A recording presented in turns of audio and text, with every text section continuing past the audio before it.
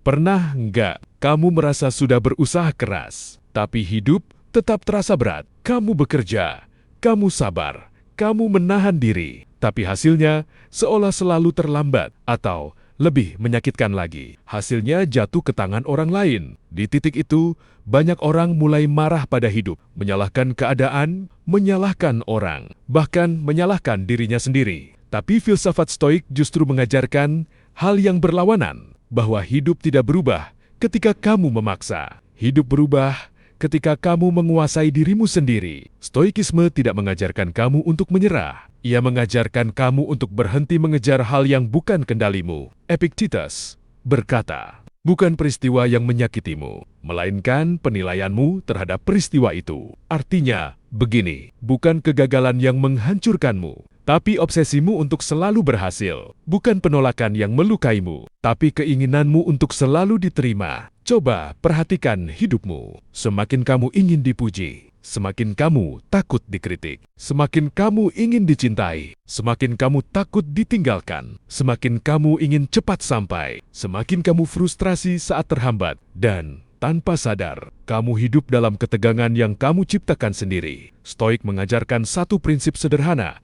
tapi kejam bagi ego. Fokus hanya pada yang bisa kamu kendalikan. Pendapat orang bukan kendalimu. Hasil akhir bukan sepenuhnya kendalimu. Masa depan bukan kendalimu. Yang bisa kamu kendalikan hanya 3 hal: pikiranmu, sikapmu, dan tindakanmu hari ini. Dan disitulah kekuatan sejati berada. Marcus Aurelius, seorang kaisar yang memimpin perang dan kekaisaran, menulis, kamu punya kekuatan atas pikiranmu, bukan peristiwa di luar sana. Sadari ini, dan kamu akan menemukan ketenangan. Bayangkan, seorang kaisar dengan beban ribuan nyawa justru menulis tentang ketenangan batin. Kenapa? Karena dia tahu kekacauan di luar tidak akan pernah berhenti, tapi kekacauan di dalam bisa dikendalikan. Saat kamu berhenti bereaksi berlebihan, orang bingung. Saat kamu berhenti menjelaskan dirimu, orang bertanya-tanya. Saat kamu berhenti mengejar pengakuan, kamu mulai terlihat berwibawa. Bukan karena kamu berubah menjadi dingin, tapi karena kamu tidak lagi mudah dikendalikan emosi. Diam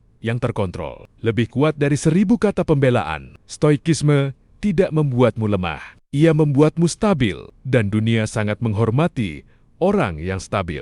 Orang yang tidak panik saat gagal, tidak sombong saat berhasil, tidak hancur saat ditinggalkan, dan tidak lupa diri saat dipuji. Orang seperti itu langka, dan justru karena kelangkaannya, hidup perlahan mulai berpihak. Ironisnya, begini. Saat kamu berhenti mengejar validasi, orang mulai menghargaimu. Saat kamu berhenti memaksa hasil, hasil mulai mendekat. Saat kamu berhenti takut kehilangan, kamu jadi sulit dikalahkan. Karena tidak ada lagi yang bisa diambil darimu, selain prinsipmu sendiri. Stoik mengajarkan satu kalimat pamungkas. Terimalah apa yang datang, dan kendalikan bagaimana kamu merespons. Bukan pasrah, tapi sadar. Bukan menyerah, tapi matang. Dan ketika kamu sampai di titik itu, kamu tidak lagi mengejar hidup. Hidup yang akan menemukanmu. Kalau kamu merasa naskah ini kena, artinya kamu sedang tumbuh. Dan orang yang tumbuh tidak perlu banyak bicara, cukup kuasai diri. Sisanya